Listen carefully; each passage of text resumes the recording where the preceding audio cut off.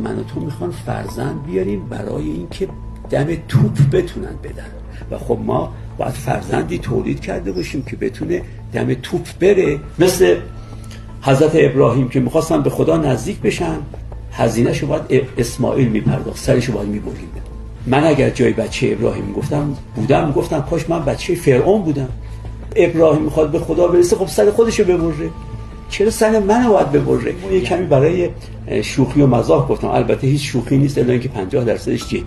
کشوری که کم کم داره ضروریات زندگیش رو هم هر شهروندی محروم ازش میشه، یعنی خوراک و نوشاک و پوشاک و مسکن و خواب و استراحت و ارضای غریزه جنسیش هم به هزاران هزار صعوبت و اشکال دچاره، معلومه که وقتی فرزند شما بیاد و فرزند اون شخص دیگه هم بیاد و جمعیت رو شما از 80 میلیون برسونید به 150 میلیون که میفرمایند، اون وقت ببینید کشور به چه حالی خواهد افتاد و ما مردم ممکنه مثل گرگ